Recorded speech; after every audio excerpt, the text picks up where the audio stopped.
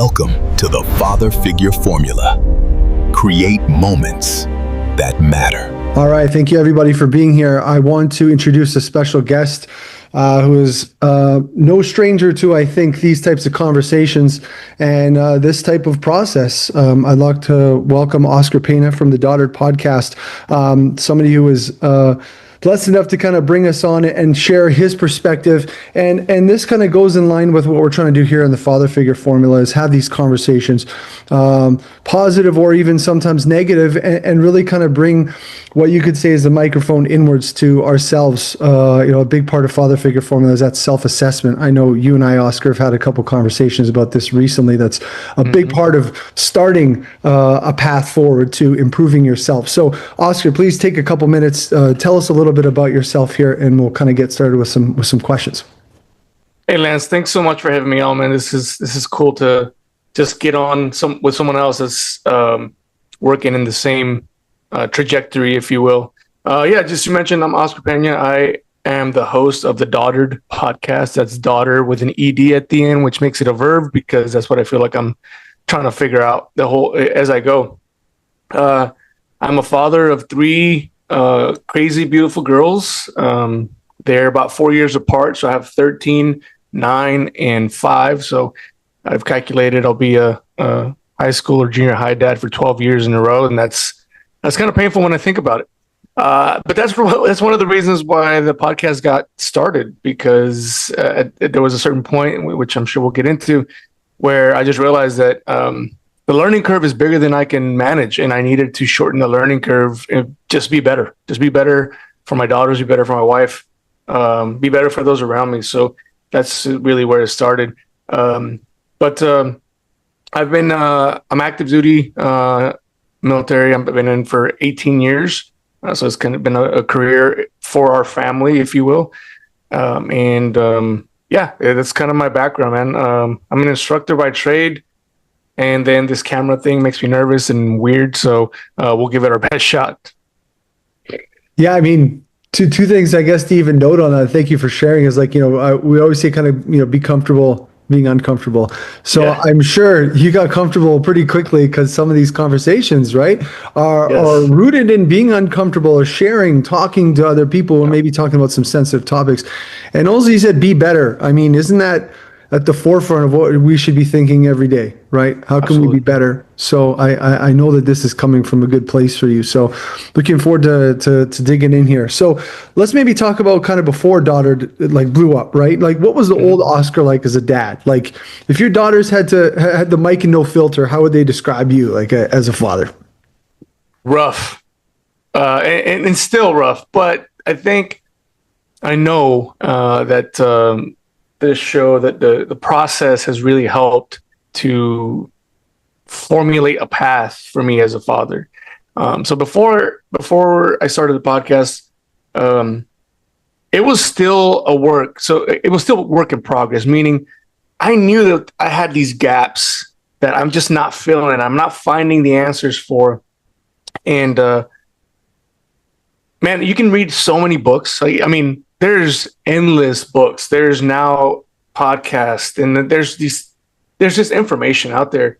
My bio, if anybody goes on there, you see the word knuckle dragger there, and I say that because I do read. I can go read these things, and trust me, like before my first daughter was born, I read a bunch of different stuff, and yet as soon as she got here, it was like all that stuff went out the window. Right? Because I wasn't able to put it into play. I wasn't able to put it into action. Whereas now that they're here, when the privilege I have is to have a platform that allows me to get these perspectives, talking to Lance, talking to whoever I'm talking to, take the perspective. Not only do I listen to it during the conversation, I get to edit it, re-listen to it, and realize, hey, I haven't done this thing. I can now put it into action. And I can literally walk out of this chair and go put it into action. Right? And so that's one of the amazing things that this has helped me do. Prior to that, if I started looking at my gaps, man, it was one of the things that we talk a lot about is mirrors, right? How much and how quickly your kids can trigger you, and I use the quotations because this trigger word is everywhere now, but the things that they do that you almost blame them for, but in reality, like, they have no fault in, right? And so I saw a lot of those gaps, losing my patience easily, not wanting to understand my daughter's situation or context at that time, because I'm like, that makes no sense. Like, it's just kind of blow it off, and almost not realizing that they're little humans. They're little humans trying to figure out their world. And again, it almost sounds like ridiculous to have this conversation, but that's just the world that I was in.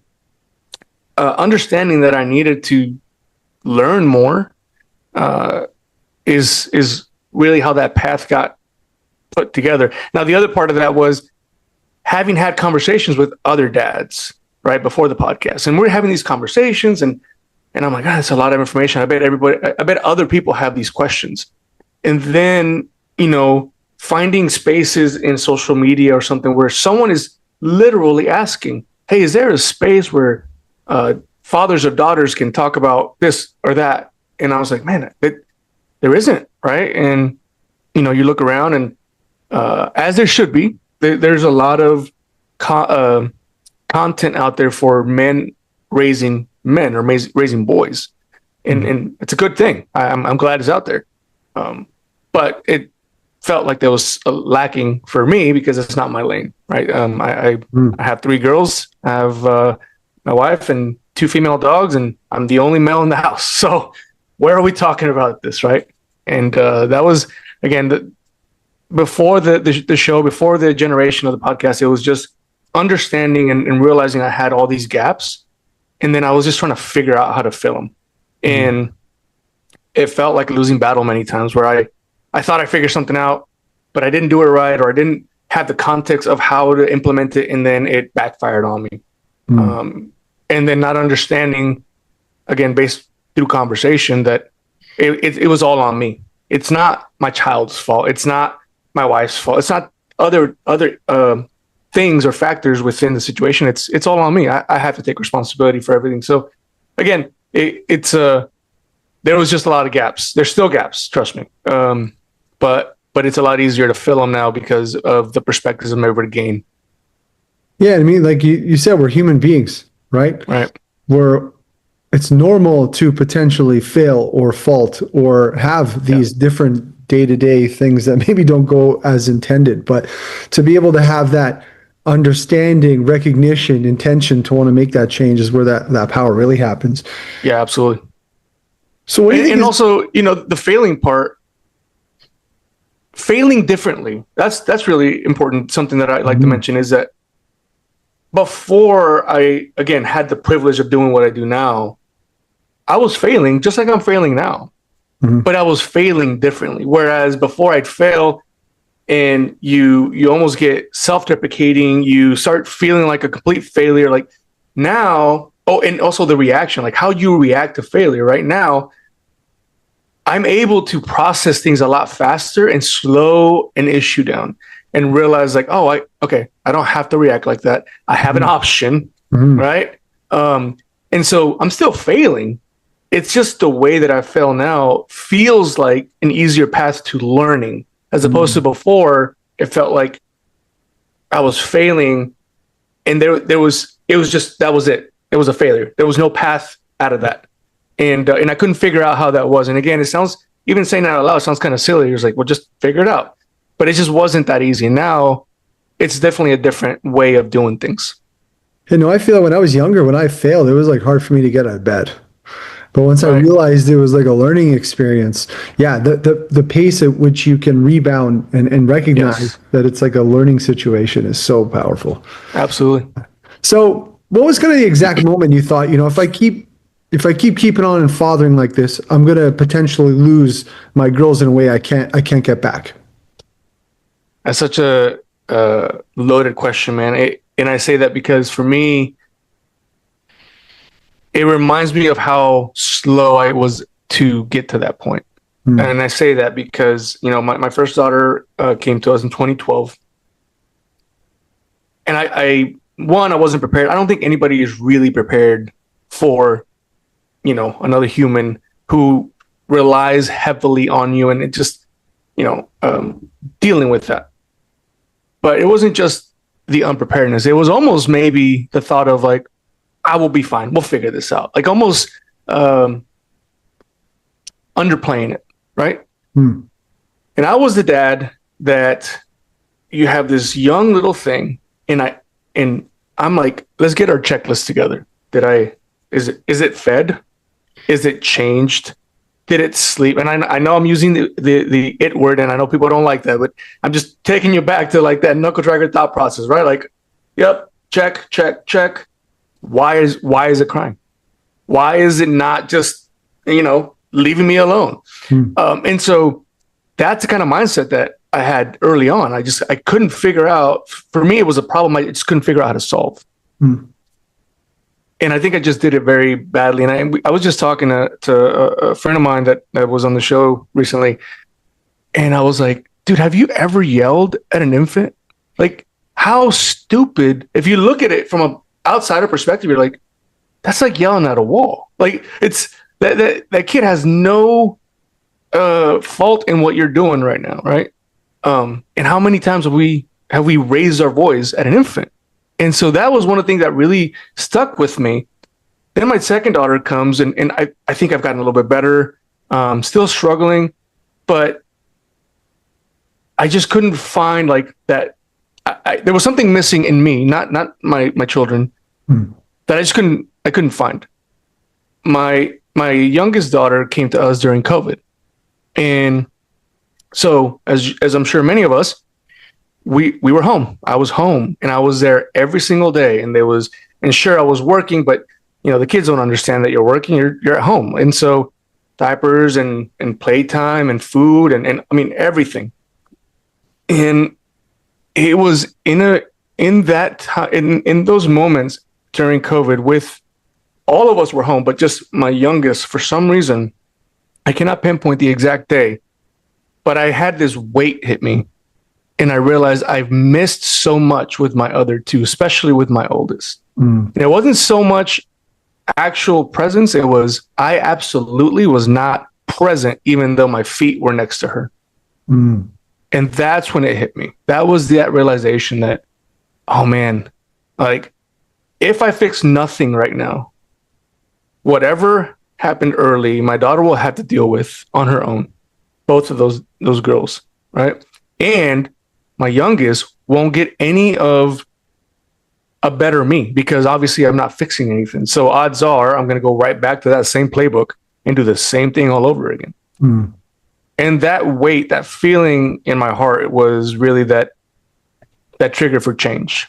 It was no longer, hey, let me just read something and see if it works. It was, am I reading something? Is it usable? And can I use it right now? If not, I'm throwing it out the window. I don't even want that. Let's go back to here, right? And that's really 2020 is when that kind of came to play. 2020, 2021, whenever that COVID timeframe was. It's kind of a blur now, but it was for me, it was a life-changing moment, because I realized, as you just said it very eloquently, I'm gonna lose my girls. And sure, they may be here until they're 18, but man, the moment that 18th birthday comes around, or that college application comes around, I won't see them again. And that's heavy to take, I think. So I guess to maybe add on to that, and to dig deeper, but what do you think during that time, I guess even specifically your eldest then, what do you think that kind of cost her emotionally? Or do you think maybe that was still, you caught it early enough to be able to really put that work in? Because I know as your daughters develop and grow, their requirements kind of change in a different way, right? They're already kind of pre-programmed after they get to a certain age, right? Yeah. That is, I think, what created the weight, and that is, I was able to enjoy my youngest daughter, like those little moments. Everybody talks about these moments. Oh, you should enjoy that. Oh, you should enjoy that, right? We definitely enjoyed my youngest daughter more than we did our oldest, and I think that's a normal thing. I would venture to say for most parents. Yeah. You don't know what you don't know. you're trying to figure it out as you go, right? But I think she missed out on me being present with her in those moments. And as you know, if you're enjoying something, then you're enjoyable to people, right? And I don't know that I enjoyed those harder moments or those moments where she was really young, like I did with my youngest child. And that realization is what really makes me feel like I cheated my oldest, and a little bit even my middle daughter from because I wasn't purposeful is really what I'm looking at, right? Like I knew I had to provide, but I don't think I was providing fully. Yeah, because I think you had mentioned before you thought, a paycheck had kind of made you a good dad, right? And that was potentially enough, but you can see it's so much more, right? Well, when you find out you're having a kid, whether it's a boy or a girl, I know for me as a man, I was like, all right, I just need to make sure I have a job, I have a house, I have food, diapers. Like I'm going through the checklist, right? Yeah. And ensuring that is provided for. Everybody plays from a given playbook, right? So your parents, my parents had their playbook, and then their parents had their playbook, and then it's all dependent on context as well, right? The historical context of what's going on at the moment. So yeah.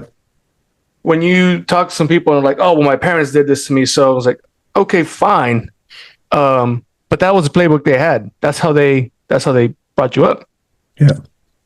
They also didn't have the amount of learning and information available on a whim's notice like we do now. So for me to say, and this is no hit on my parents, they did the best they had, the best they could with what they had. But for me to be like, well, that's it, that's the playbook I have to use, that would be kind of ridiculous. Like I have this whole other thing I can go put into this playbook. Trust me, some of the things a lot of the things they taught me are great, and I am who I am because of that. But understanding that we need to evolve with our kids, that's the biggest thing, and that means not necessarily recreating the playbook, although I think you and I know that there's some people that have completely recreated the playbook. But it does mean that we need to be intentional. And I feel like I may have cheated my oldest and my middle daughter from my intentionality like I have now. I've been told like, well, luckily they're still young, there's still time. And trust me, it's not a lost cause. But to your point, there's certain formative phases of life as they're very, very young, that in which we imprint a lot more. And I think I may have missed those opportunities to imprint more positive than not. I mean, you used the words cheated, but I feel like that's pretty strong assessment of, I wouldn't say it's even cheated, but I think it's, again, if you go back to that as a learning experience, I mean, it's never too late. That's something that you even mentioned, we say as well, right? Especially when there's time, because some people don't have that time, right? Yes.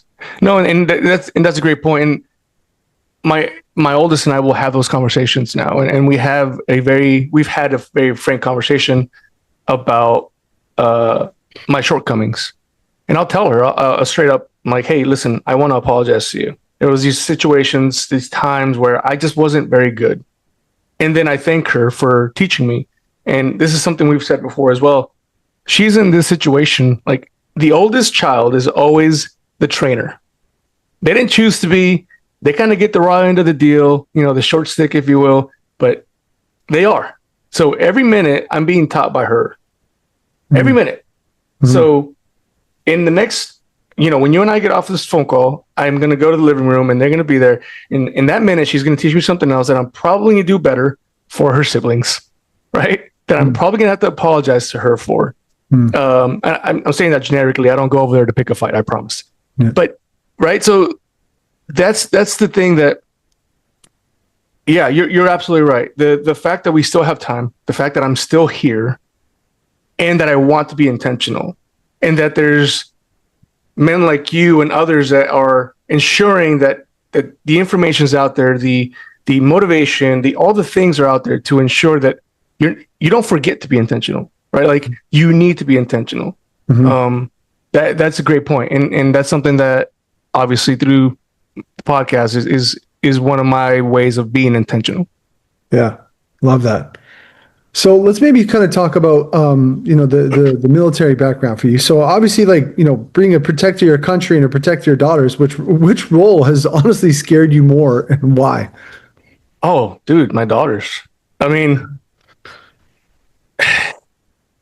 when you're a military member, whether it's your country or mine, you have a team around you. You trust that team is going to have your back and do their job, whatever that might be.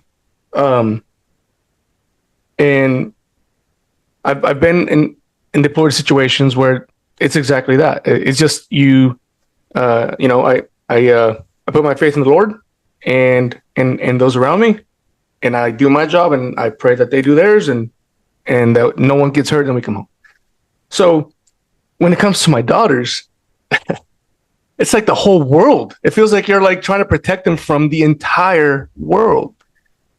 And man, like it's a heavy, it feels like a heavy thing. Like I'm not a pessimist. I'm normally, I like to find ways to get to a positive, right? Like that's normally what I do. But when it comes to my daughters, like I'm constantly like, that can hurt them this way. That's dangerous. And it's not so much physically, but just all the things, right? Like great example right now is online. I mean, when you're looking at predators online and how they groom and this 764, like it's like this evil is always after them. And that's the way that I always feel. And so no question, the protecting of my daughters is definitely the biggest weight I think that I carry. I don't want to absolve myself of that weight, but I do attempt to not so much physically protect them, but hope that I'm teaching them the things they can do to protect themselves physically, emotionally, mentally, spiritually. Like those are the, originally when I first found out I was having a daughter, I did the atypical thing, man. I'm like, all right, I need another gun. I need this. I mean, I'm just like protective mode, right?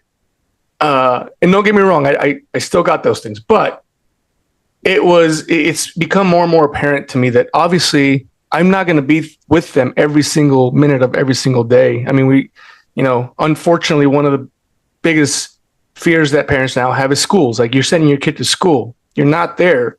And we unfortunately have just evil people that will do evil things, right? And so more and more, man, I just keep thinking like, all right, how do I make them resilient? How do I make them able to take care of themselves? How do I help them think through situations, stay calm? Like those are the things that I now more value, way more than going and buying a bunch of guns and putting a barricade in the yard. Like, yes, I want to protect my daughters, but I more and more want to help them learn how to protect themselves and then protect others around them, particularly their siblings. My wife and I put a big emphasis on the sibling relationship. Like you guys are all you all have. Like you will know each other the longest ever in your life, longer than your parents, longer than your spouses, longer than everybody.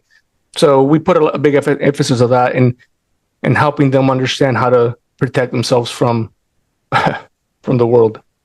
Interesting. I've been an only child, so I never had a sibling. I assume you have siblings? I do. Yep, I do.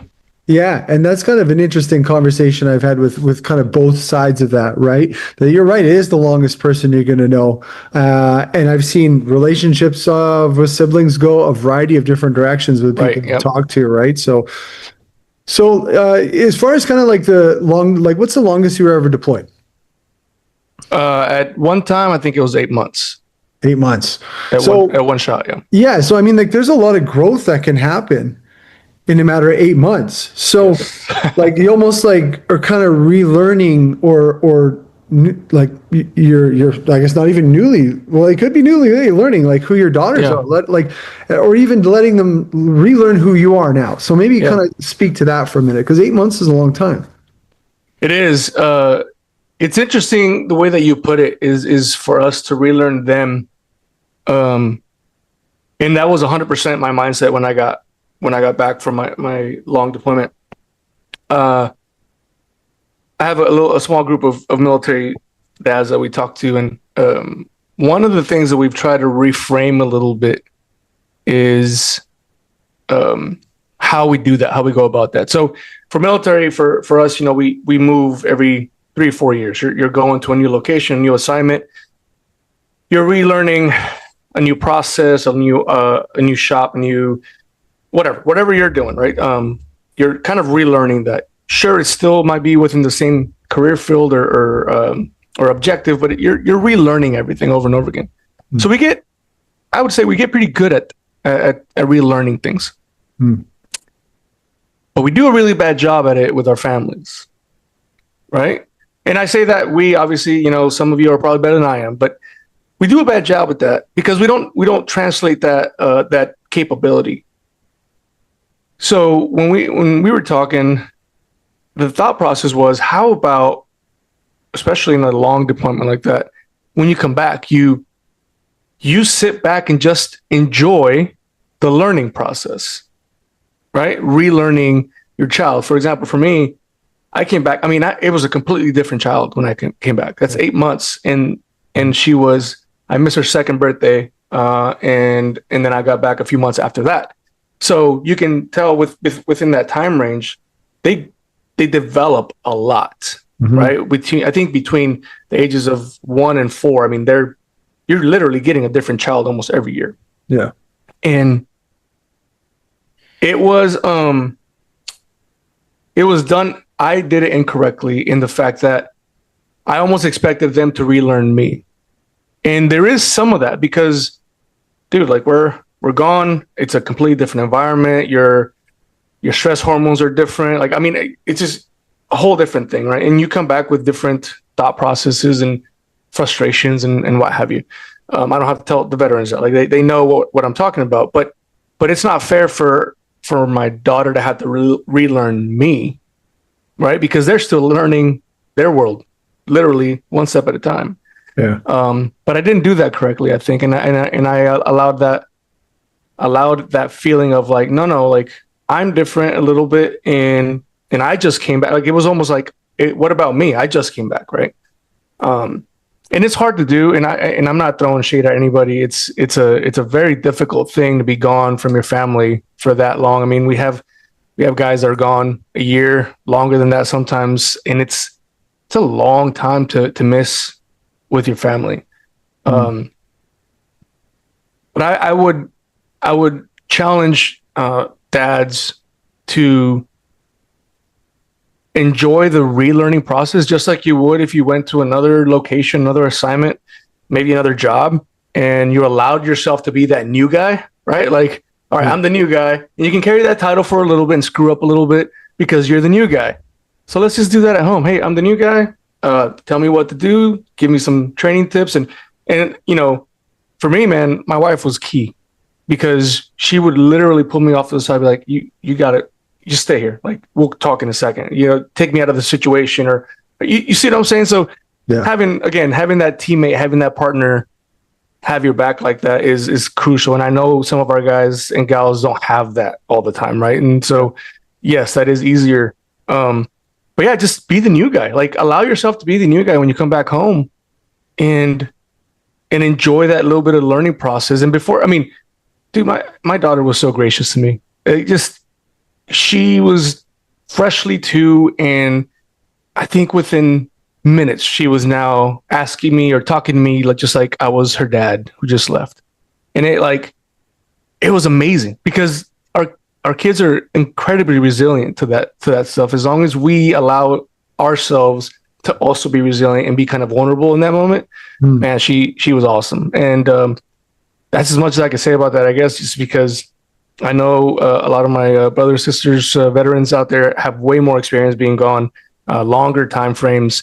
and I'm sure they can speak to that better. But in my opinion, if we can just allow ourselves to be the new guy coming back and not impose anything specific, just learn the new process, right? Like it might have been the old process, but just relearn it.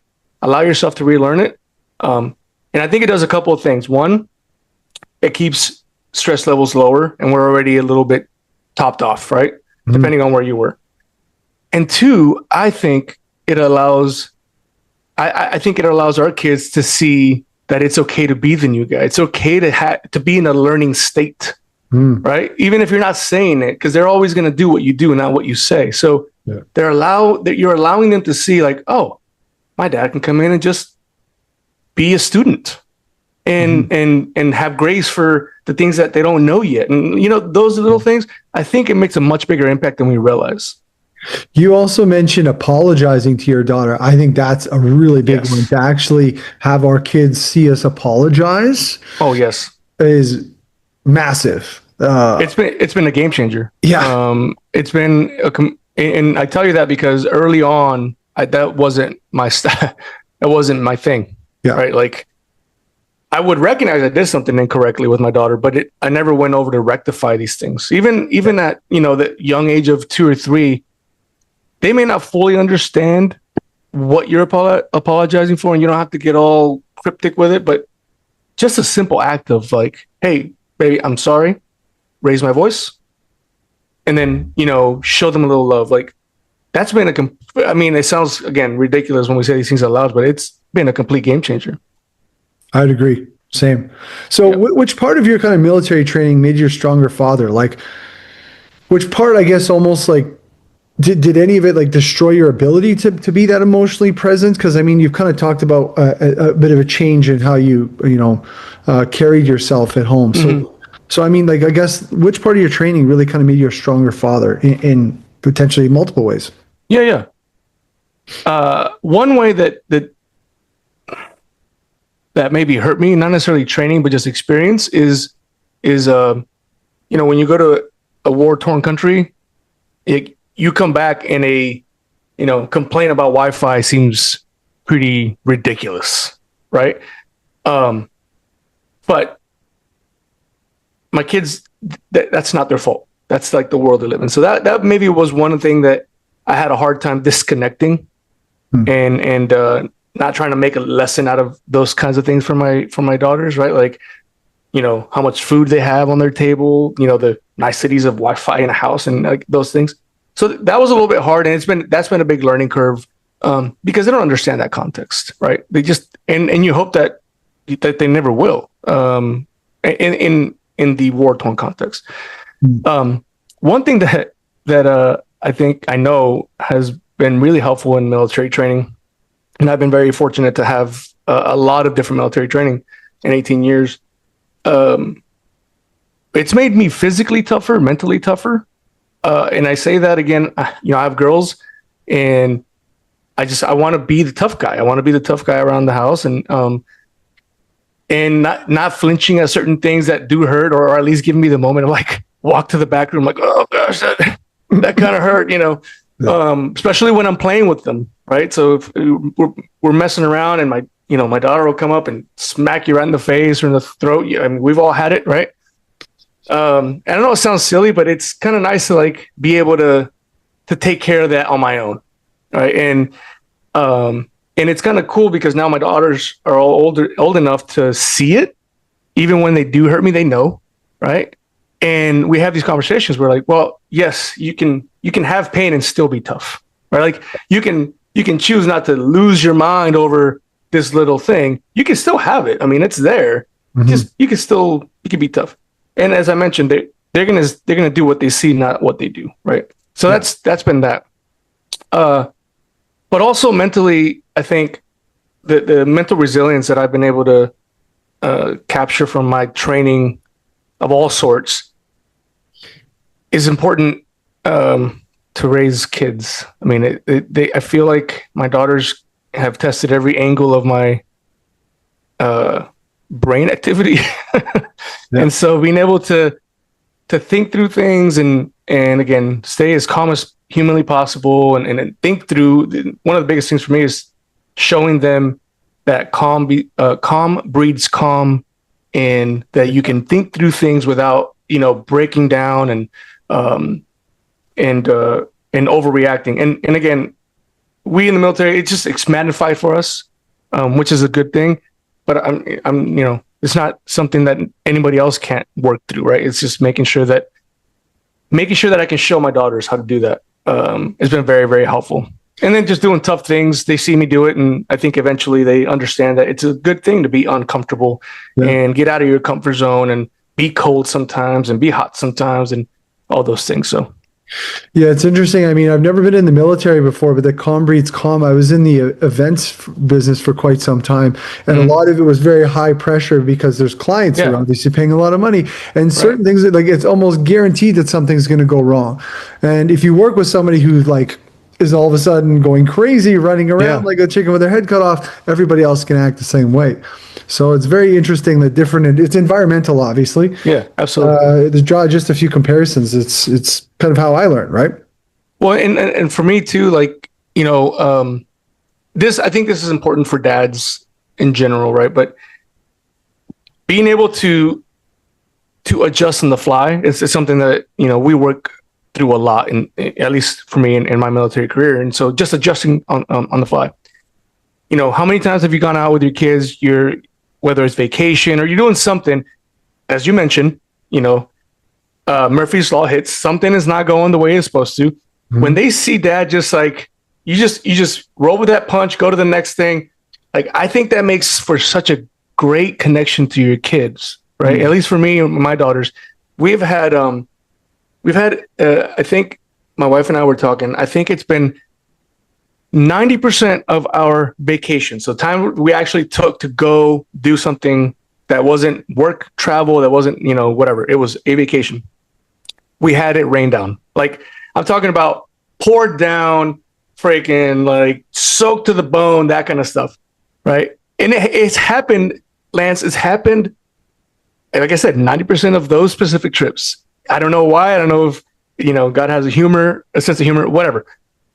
But the first one was kind of hectic. And then after that, it's they just see dad go with it. Right. And we're just whatever, we'll do this. Oh, we're wet. All right. So we're not going to go here because we were going to do something where you can't be wet. We're going to go over here instead. Yeah. And so being able to show them that, and that resilience of just hey, it's okay. I think Mike Tyson said it, right? Every plan is fine until it gets punched in the face. Yeah. Right. And so being able to just move on the fly and go with it, I think I can see it already in my daughters. They're able to do that because they know that it's okay. We'll just switch it up. No big deal, No big deal. That's a saying around here. Yeah. That's right. So from your seat, and I know you've probably talked to some fathers, some folks who are struggling, right? Yeah. So why personally do you think that often fathers will choose silent over suffering, or choose silence over asking for help? They'll continue to suffer. Why do you think that is? Suffering in silence, you mean? Yeah. I think some of that's ingrained in us. I think some of it is okay. Maybe it's just Oscar's opinion. I want to be that safe space, right? And that sometimes I feel like if I'm releasing some of that out to them, then even if they're graceful and they come and help or what have you, or they try to understand, I feel like it does create a little gap of insecurity. Oh, dad's not doing well, or dad's not sure about this. Well, now I'm kind of not sure about this, right? And that goes, for my wife as well. And she's my confidant. I mean, she's my person, right? But there's still certain things that I think that I just keep. If I think it's something that I'm working through, that I don't have a solution for, right? And I'm okay with that. But I do understand that there's a fine line with that. Mm-hmm. And I do see, and I've been guilty of it, where you do suffer in silence way too long, and then you start to manifest that in your lack of presence with your family, your lack of presence with your kids, short fuse, at the big, and ultimately all of that takes away from the connection from you and your kids. And in talking to guys, I think the answer to your question is, I think it's ingrained in us to a certain extent, and it's, more some than others. But I guess I take it back to I think it was Chris Rock. He was in a stand-up, and he was like, he says something, I'm paraphrasing, but he says something like, women, dogs, and children are the only ones that get unconditional love. Like, a man is only loved under the condition that he provides something, right? Whether that's 100% true or not, I do see some truth to it. And part of that, to me, and I feel the responsibility for me, is to provide a sense of security. And I'm not just saying safety as in like physical, but I'm saying that sense of like, I feel secure around my dad. My wife being able to say I feel secure around my husband. And again, I will talk to my wife happily, but mostly when I have a solution to the problem I'm working through, right? And I can talk through it with her, like, hey, this is what I'm thinking. What are your thoughts? But for me to come and bring her a problem that's really bothering me without kind of a path forward, and just kind of leaving it like, oh, here it is, and then just leaving it in silence, I know my wife will support me, but I feel that there might be this gap that grows a little bit of, well, he's insecure about this. I feel a little insecure about this as well. And again, I don't know that that's the right answer, Lance. I just know that I do take some of that, and I want to be that. Yeah. I'm also very cautious when I start losing multiple nights of sleep, right, over something like this. And I can tell you personally, that's kind of my cutoff line. Like, all right, I'm losing sleep. I'm not, if I start noticing myself short with my kids because of something that I'm working through, I instantly, probably later than I should, but I will stop and almost make an appointment with my wife. Hey, let's talk this out because something's bothering me. Yeah. And I can't work through it. And, and then there's also other times where I don't do that, and I go straight to a counselor. Hey, I got to talk to someone about this. Help me work through this. Again, it's just ensuring that it's not the first thing my wife hears out of my mouth, right? I don't want her to have to also worry about that, and also all the things that she does for us. Does that make sense? Yeah, 100%.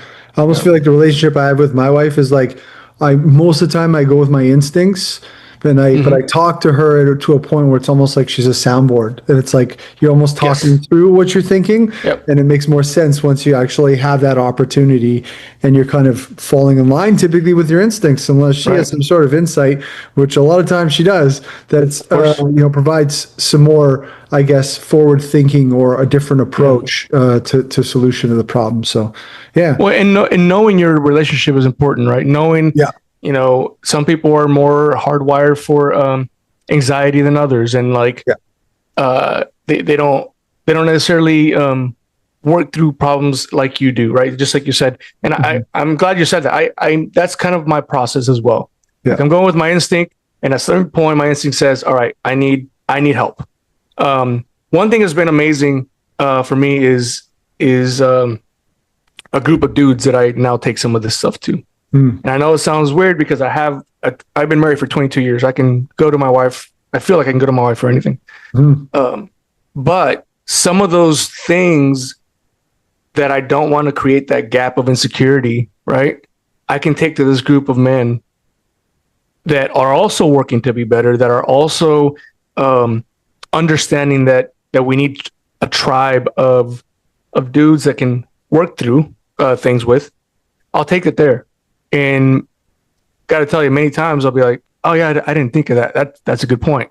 Yeah. And I've had one time where they're like, hey, you need to talk to your wife about this. Right.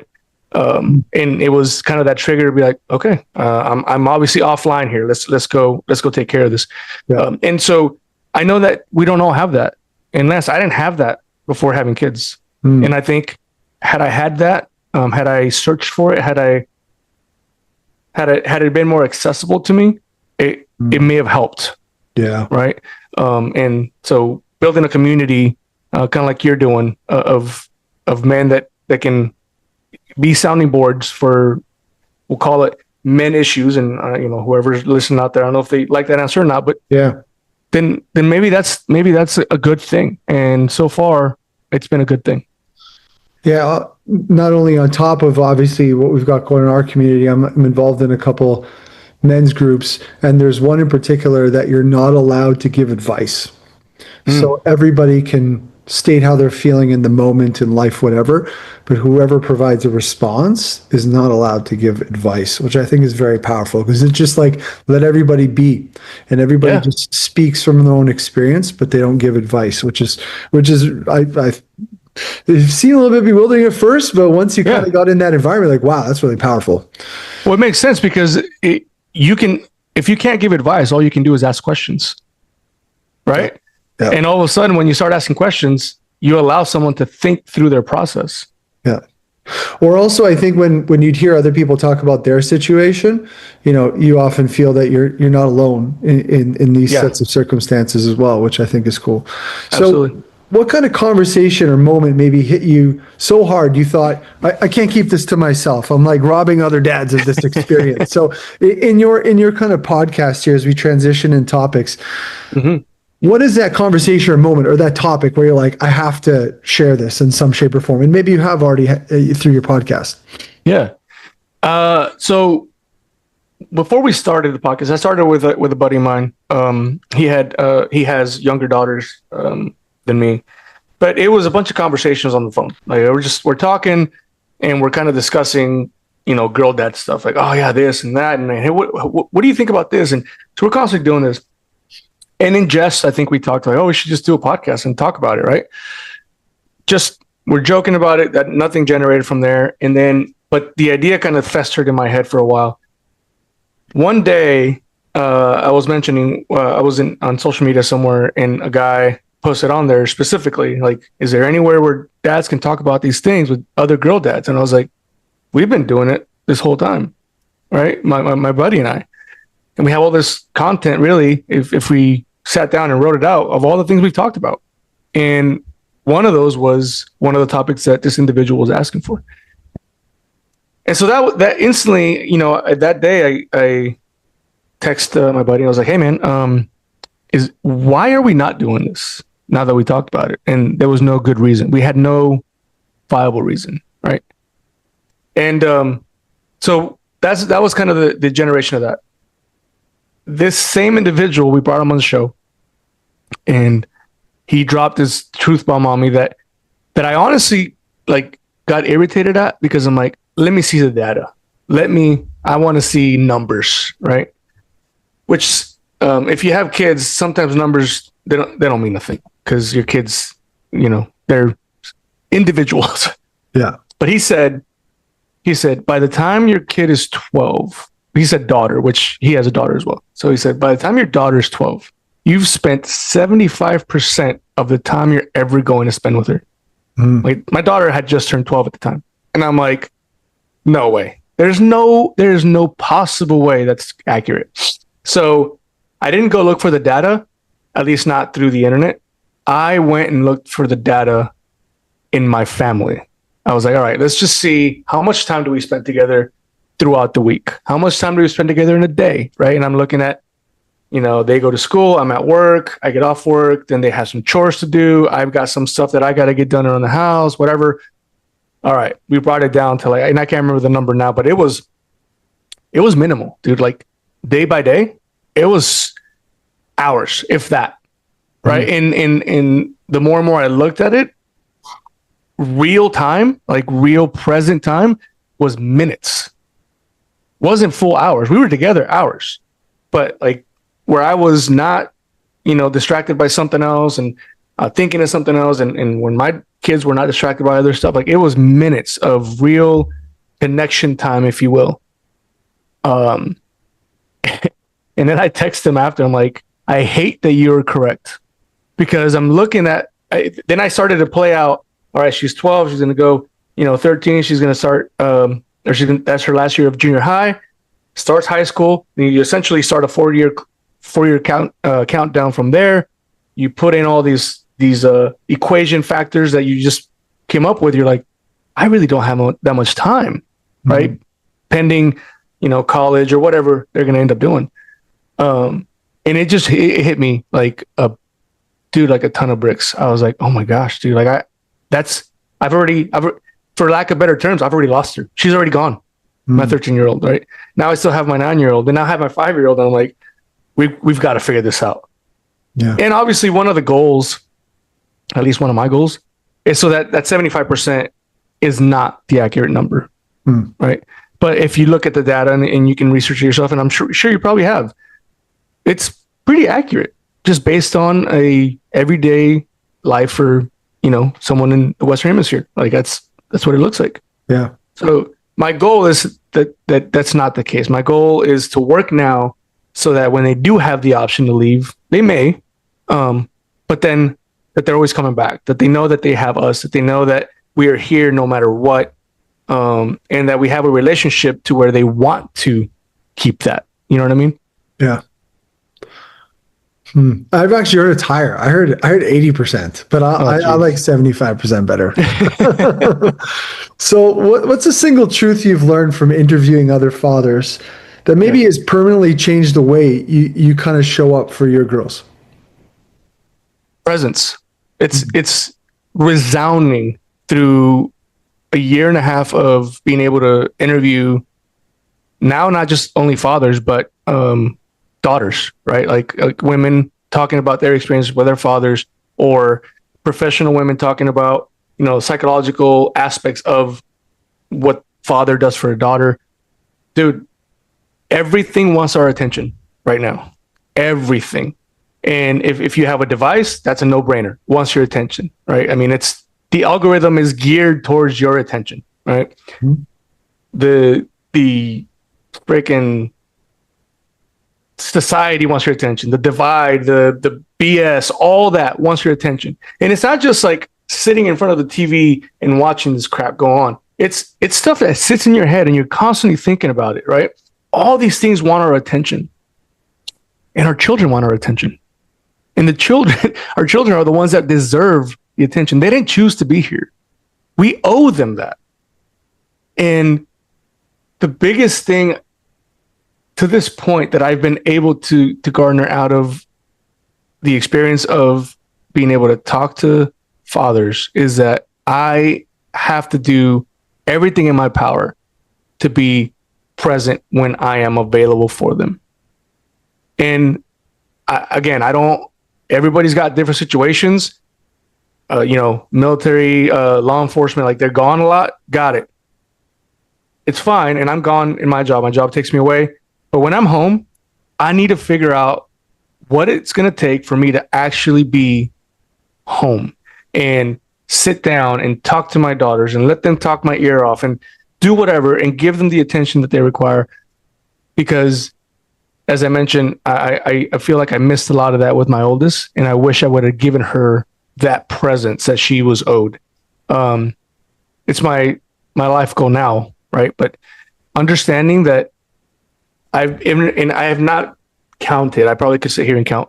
I have 64 episodes, and I'll venture to say that 50 of those are interviews.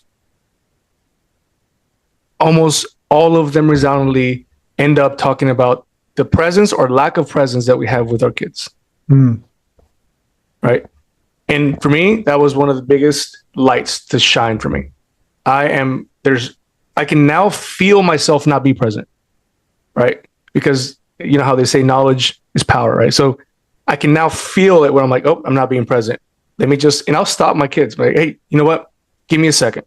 Let me just take care of this one thing that is in my brain that I got to take care of because I want to be present for you. And they've been so gracious with that. And it's been very, very helpful because now they know that I want to be present. And so when I'm with them, they know that I'm there. Now, is it perfect? Absolutely not. I'm a human just like anybody else. But if there was one thing, man, is presence. It's the lack of presence that we have and the importance of presence as we go forward. So you're demonstrating a point in time where you were kind of struggling or cognitively understanding that you're not, Yeah. mentally present there. And you kind of seem to have a little bit of a tactic there to really kind of reassess, Hmm. kind of take a moment. So maybe take a minute to speak to that, because I think that's really powerful. Yeah. First of all, you have to acknowledge that.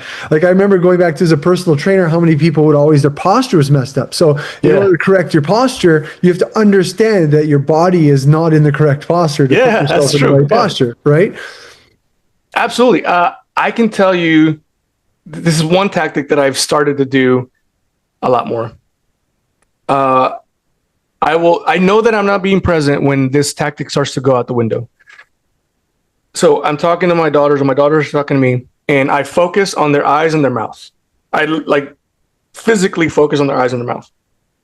Um, and it sounds weird because it almost feels like you wouldn't be listening, but it tunes me into what they're saying, right? Because the eyes give you so much, and then we have the whole area of the mouth that gives you disgust, that gives you disdain, like all the things that happen there, right? And so I focus on those two things, and I can tell you, like, I'll be focusing on my daughter, and I try again to do one at a time, and we've gotten pretty good at my little one will start talking and be like, nope, your sister's talking, give me a second, let her finish. And so that's been a work in progress. But as soon as I start feeling like I can't focus there, I know I'm losing track.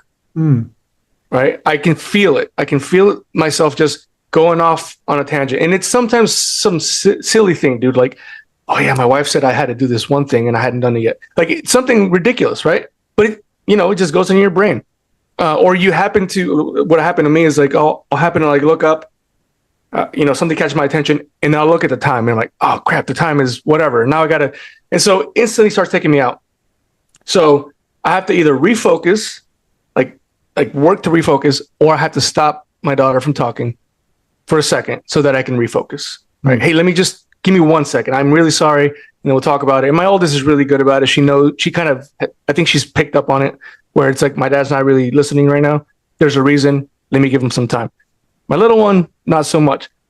But it's a tactic for me because I am very hands-on and tactical. So I need something to focus me in, and that's been the best. And it's really cool too, because if you even the slightest amount of research that you go do on eye and mouth facial expressions, they tell you so much, man. And it gives me the ability to ask better questions, because I'm like, oh, I noticed a little reaction there. Tell me about this one thing. Like, you mentioned this and it seemed like it disgusted you a little bit. Like, what is that? And so it really makes me feel like I'm more right there. Right. And again, man, it's not perfect, dude. Like, I can tell you, I can't even count in one hand how many times I get distracted from a conversation, right? My little one's doing something, the dog's biting. I mean, it's just everything. Endless. Endless. But I find it I find it very useful to do that. Yeah. And I do the same with my wife now as well. Like, my girls know that my wife comes first, and that's because she is, one, she's the reason they're here, and two, she's the matriarch, and she's our family stone, and they've been really good about learning that as well. But I do the same there, because God knows we can easily get distracted when our wives are talking to us. Yeah. Yeah. No, I think that's a really powerful takeaway, is like a tool in the toolbox. So let's maybe vibe off that. And what's one small kind of repeatable habit that's kind of helped you kind of build in your dad infrastructure here. And that might be to kind of help build trust or closeness with your family, but like something that's repeatable habit. What kind of comes to mind? I mean, something simple for me is showing them affection every single morning. I have the privilege most mornings of being home and kind of prepping them as they go. And I made it a point. I try to fix my schedule that way. Yeah. But even when they're, it's morning and a couple of them are not morning people, go over there and I give them a big hug, and I just hold them until they kind of want to squirm out. And then I let them go. But I hold them, and that's been a daily thing. And I find I miss that when I'm gone. Like, when I'm out, like, that's something I really miss. So that's been one. And then the other has been, as a family connection, we do gratitude at night, right before they go to bed. Hey, give me, we used to put a number to it. Give me 2 things you're grateful for. Now we're just like, all right, give me, what are you grateful for today? And they'll just kind of go, and some of them are pretty mundane, glad I got a candy or whatever. But you'd be surprised how often they come up with something that they hadn't talked to you about, but they're grateful for, right? And also it's building, hopefully, a humble, grateful heart, right? Because we have so many things to be grateful for. So those are the 2 things that for us that or for me that I do with the girls specifically every single day.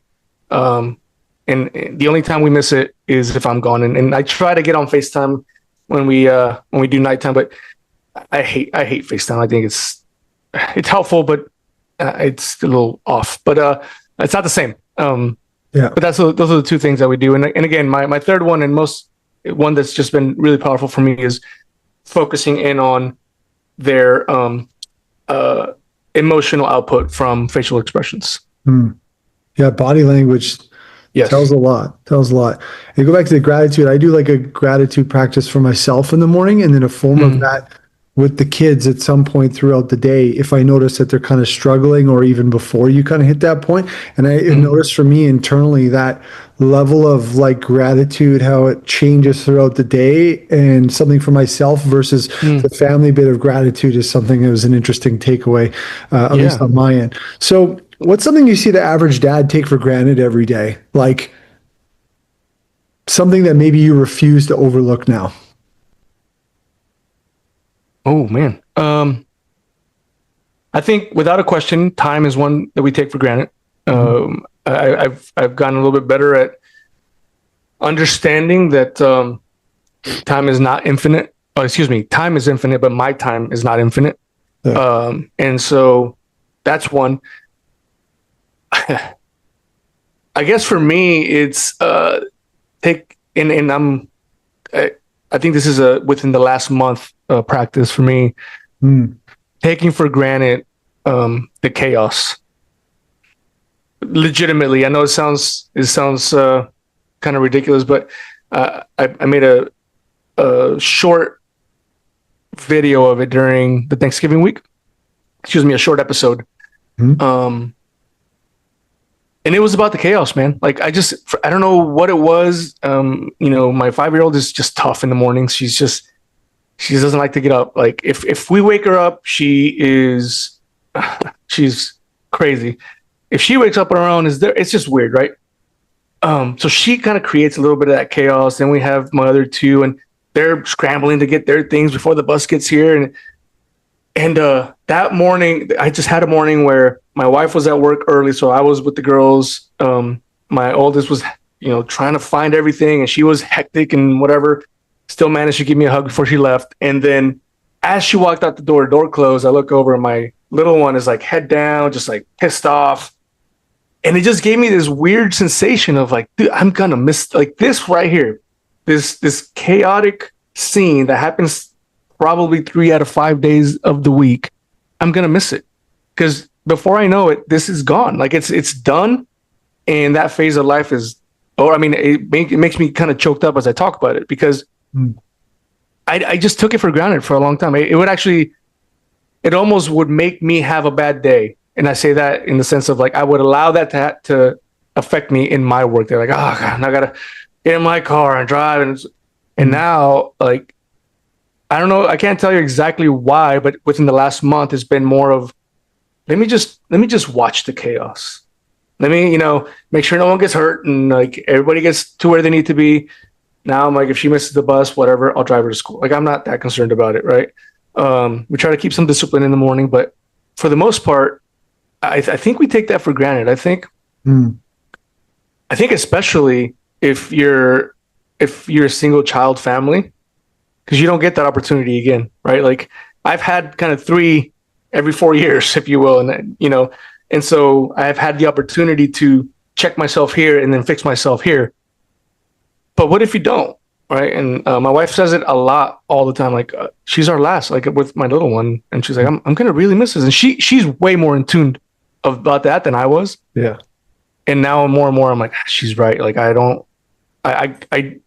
hate that I'm not going to have this later. Yeah, I feel that the chaos in the mornings for sure. At a time where it's like, it's hindering to the day, or it's like almost Yeah. pressure cooker.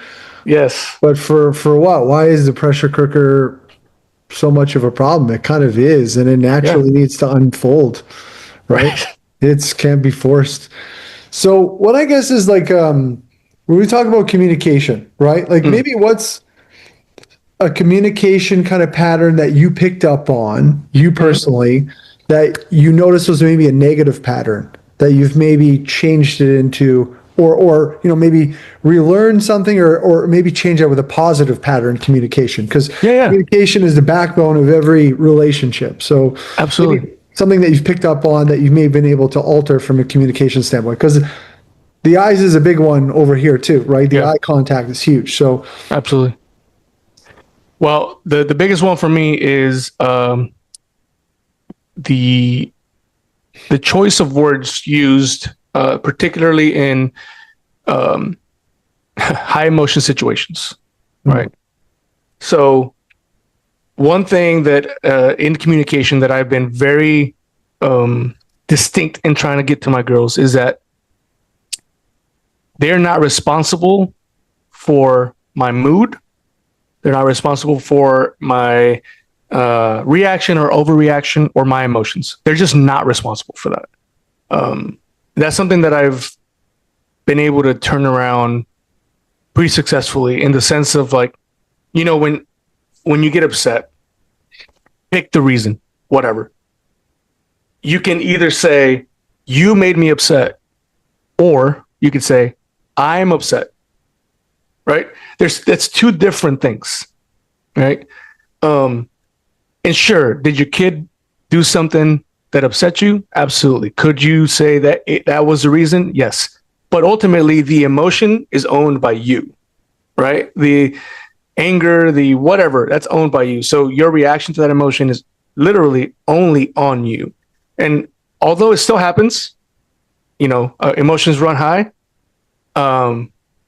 The communication tactic I've taken is if I need to go apologize, I will obviously ensure that the temperature has came down. I will walk in, and I won't necessarily apologize for what I said, but I will absolutely apologize if I allowed my emotions to say it in a certain way, right? Yeah. And I'll tell my daughters that you're not responsible for me getting mad. That's on me.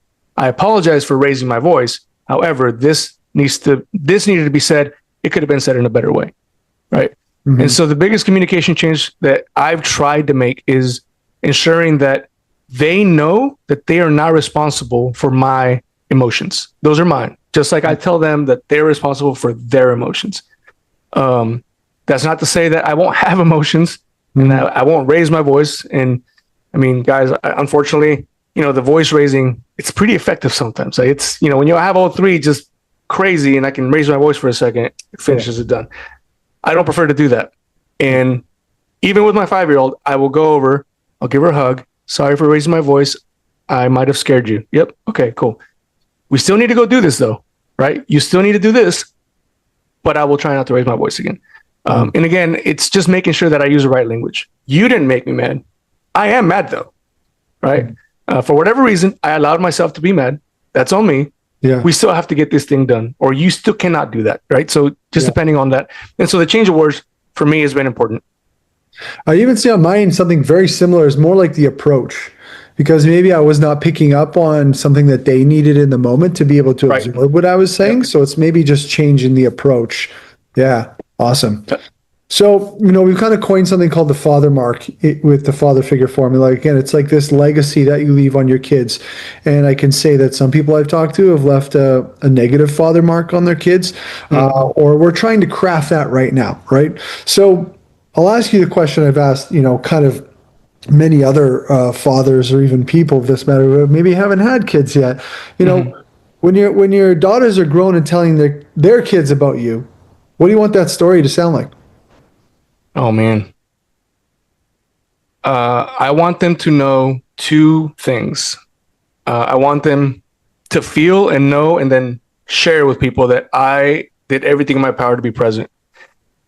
And again, it's not necessarily physically, like I never went anywhere for work, right? I'm talking about actual presence in the time. So I want them to know that. And I want them to be able to tell my grandchildren, like, he was always present when he was with us, right? And then the other one is that he was always growing.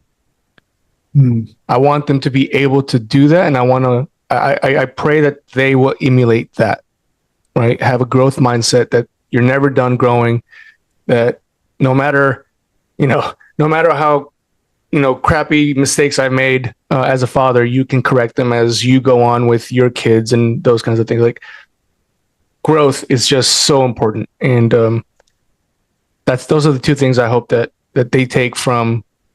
Obviously, I want them to feel loved, right? I love them, but in the long run, like, if the product of that love is that they knew I was present, or at least trying to be at every moment that I could, and that I was constantly growing, trying to be better for them and our family, then I think I've done a good job. Love that. The presence and the growth mindset. Growth mindset is a big one, right? Yeah. I know it's kind of like a trendy term. And I mean, Right. even in my training with Tony Robbins and Chloe Mondanis, that was actually one of the, like, basically personality traits, right? It's kind of the human needs. If somebody essentially has the growth mindset in one of their needs, they'll always continue that pursuit for something to grow themselves, and always tend to be happier, right? Right. Poster, if you're trying to look for significance as a human need, you're trying to find significance in different places that oftentimes you won't be able to control. So your personality will be different because your needs are different. Well, and the biggest partner with us in the podcast is Fuel Hunt, and they have this amazing message that says growth to the grave, right? And it's just been resounding for me to take that, because the grave is coming, whether we like it or not.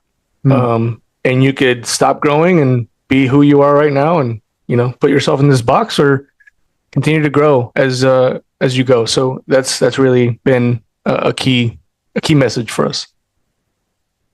That's amazing. So a couple last questions here. So for the dad who feels like he's already blown it, what do you have to say to him? Oh, brother, join the club. It's never too late. I've had the privilege of talking to men that have older kids that started or restarted that process when their kids were out of the house, and were able to rekindle relationships that they didn't think they were ever going to have. And I don't think it's ever too late. Sure, might be harder later than earlier. But biggest thing I would say to that is take ownership of what that was, and understand that we cannot control anybody, including our kids. We can only control us, our reactions, our actions, and our emotions. And if you can do that, I think you can bounce back from anything, as long as you take that ownership and then put an action plan together. Action plan's key there for sure. Yes. So last question, and I would say a message straight to your girls. If they were watching this clip right now, what would you look in the camera and say directly to them? Oof. You're trying to make me cry before you end this episode, huh? Man.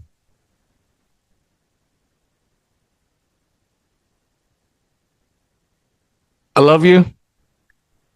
Will always love you. There's nothing you can do to change that. And I'm always, always, always on your side.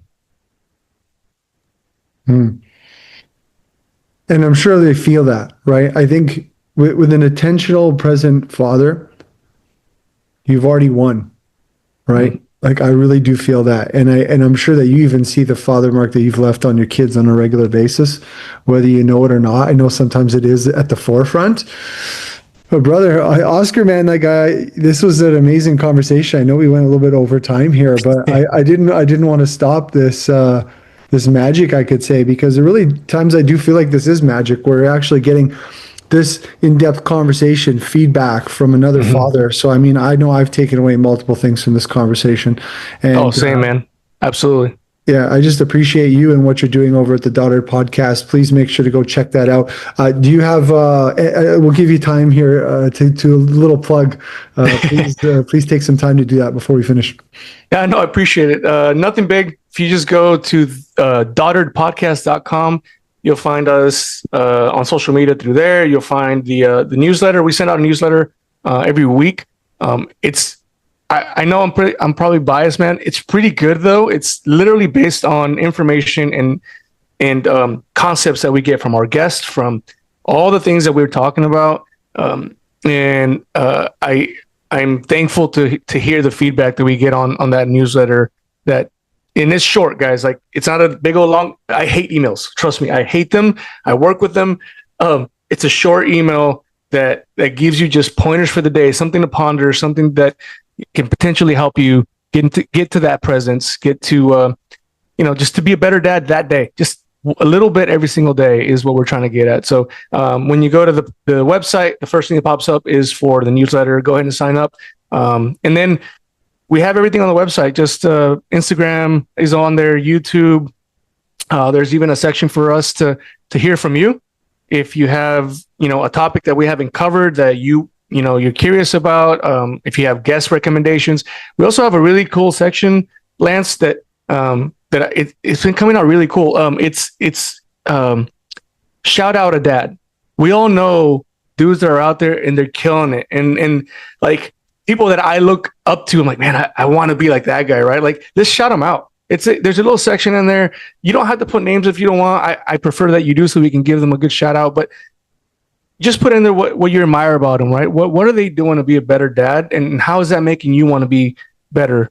And anyway, so it's there, and I love to do those shout outs. They're really fun. So yeah, everything's on daughteredpodcast.com, and I'm sure that you can put a link on there, and then they can just click on it, and easiest from point A to point B. Awesome. Well, again, I really want to say I appreciate you for taking this time. I mean, I love these conversations, especially this one, and I look forward to keeping in touch and seeing the Daughter Podcast grow, because I do think it's going to grow. I do think this is a duty that we have as fathers to really spread the good word and talk about the good and the bad about being a father. But I don't see too many bad things out of this. It's all positives. If we were to go back to what you were saying earlier, I'm that guy too. I'm always looking at the positive. Yeah. Preaching Absolutely. Positivity is usually what I say, right? So again, I wish you a wonderful day. Thank you for taking a Sunday out to spend this time with me, but have a good one. Thank you. Thanks, Lance. I really appreciate you. I can't wait to have you and share your story with us too. Likewise. See you.